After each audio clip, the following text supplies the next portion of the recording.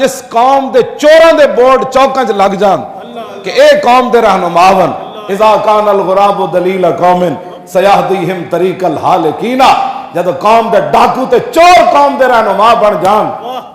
اور انہاں تے لوگ فخر کرن، انہاں دے لوگ نعرے لان، تو اس قوم نو کدوں اللہ ہدایت دے گا؟ اس قوم تے کدوں اللہ دی رحمت آئے گی جس ویلے ڈاکواں تے چوراں نو بھی لوگ قوم دے رہنما بنا جان، پھر پرچیاں پھر انہاں نو دین جنہاں ختم نبوت تو دن دیہاڑے ڈاکا مارے ہوئے، ہاں جی انہاں نو پھر پرچیاں دین جڑے مندراں جا کے تے جناب مندراں دی جناب پوجا کرن تے کون نہیں یہ بھگوان تے رب ایک ہی چیز ہے، او بھگوان کہندے بھگوان تے بت دا نام ہے، او تے تراشیدہ بت ہے تے او تے خالق و مالک هو اللہ الذی لا الہ الا هو عالم الغیب والشہادۃ والرحمن الرحیم واللہ الذی لا الہ الا هو الملک القدوس السلام المؤمن المہیمن العزیز الجبار المتکبر سبحان اللہ عما یشرکون واللہ الخالق البارئ المصور له الاسماء الحسنى یسبح له ما فی السماوات والارض وهو العزیز الحکیم۔ جن کو اپنے خالق اور مالک کی اسماء الحسنى کا بھی پتہ نہ ہو، اللہم انت ربی لا الہ الا انت خلقتنی، کیوں جی یا اللہ یا رحمان یا رحیم یا ملک یا قدوس یا سلام یا مومن یا العزیز الجبار المتکبر الخالق البارئ، یہ سارے 99 نام اس کے اسماء الحسنہ، وہ کہتا ہے بھگوان بھی وہی ہے تو رب بھی وہی۔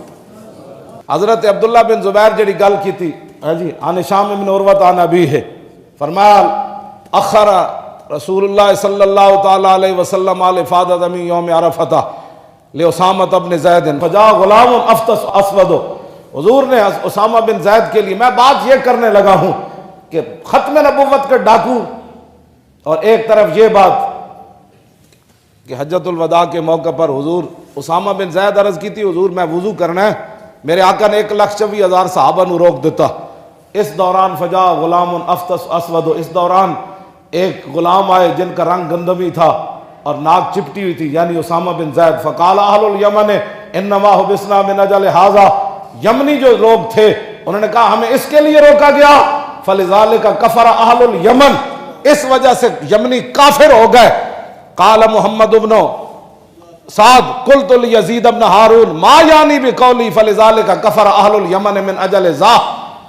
محمد بن سعد طبقات ابن سعد لکھیا، فرمایا کہ انہاں دے استاد سن یزید بن ہارون، کہندے میں اپنے استاد گرامی کو پوچھا فلذالک کفر اہل الیمن من اجل ذا، ادا کی مطلب ہے جی فقال اہل الیمن من اجل ھذا فلذالک کفر اہل الیمن، کہ انہوں نے جب کہا کہ ہمیں اس کے لیے روکا گیا تو یمنی کافر ہو گئے، اس کا کیا مطلب ہے؟ قال ردتم حین ارتدوا فی زمن ابی بکر انما کانت لاستخفاف بامر النبی صلی اللہ علیہ وسلم، سنو جی یہ ہے مسئلہ، یہ ہے شریعت۔ فرمایا کہ جب رسول اللہ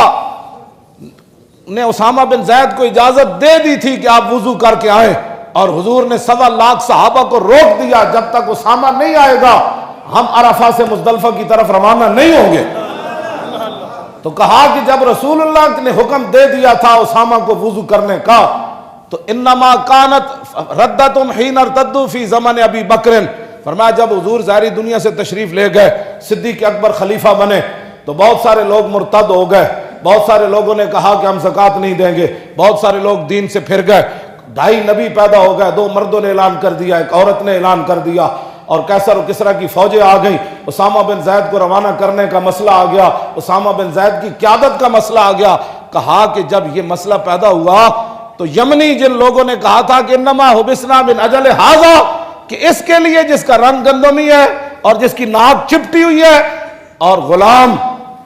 اور لونڈی کے بیٹے ہیں تو ان کے لیے میں روکا گیا، تو کہا کہ صدیق اکبر کے زمانے میں جب وہ لوگ مرتد ہوئے نا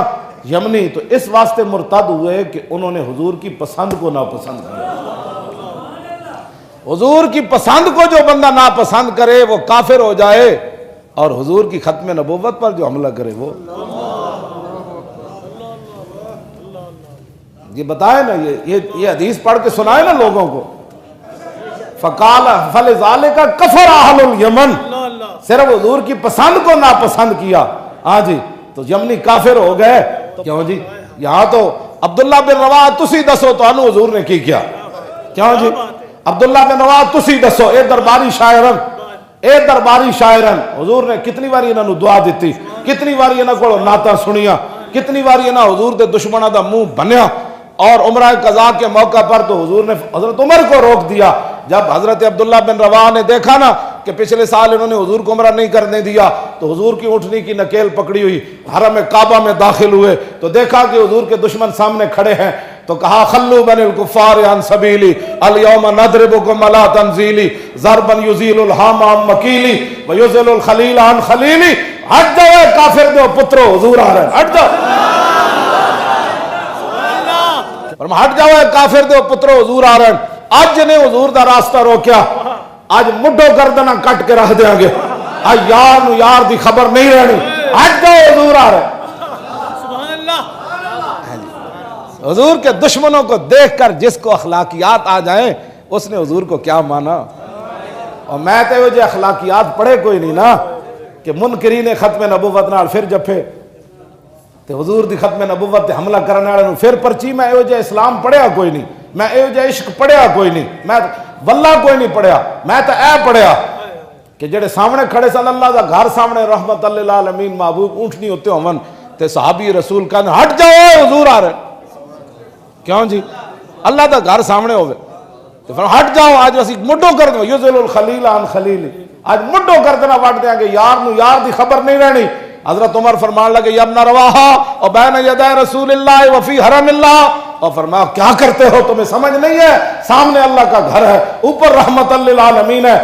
گردنیں کاٹنے کی بات کرتے ہو؟ تو میرے آقا نے فرمایا خلے عنہ عمر، فرمایا عمر عبداللہ بن رواحہ کا راستہ چھوڑ دے، فلا ہوا شد علیہم من وقت النبل، فرمایا عبداللہ بن رواحہ کے شیر وہ کام کر رہے ہیں جو تلوار اور تیر اور نیزے بھی کام نہیں کرتے۔ میری باتیں جو ہے نا وہ تلوار سے زیادہ ان کو گھائل کر جاتی ہیں۔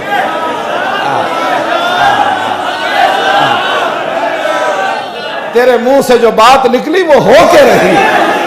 حضور نے جو فرمایا میرے دشمن نال ڈاڈی گل کرن والا بندہ وہ تے تلواراں تیراں نیزے بھی وہ کام نہیں کر دے جیڑا اودیاں ڈاڈیاں گلاں کام کر دے۔ تو میرے آقا نے اس بات کو پسند فرمایا، فرمایا عمر پیچھے ہٹو، میرے غلام کو یہ بات کرنے دو، اس کی باتیں تو ان کو ایسے گرا رہی ہیں جیسے تلوار بھی نہیں گرا رہی۔ میں تو حضور کی عزت کی جب بات ہے تو بات سخت کرتا ہوں، اور میرے آقا نے اس کو پسند فرمایا۔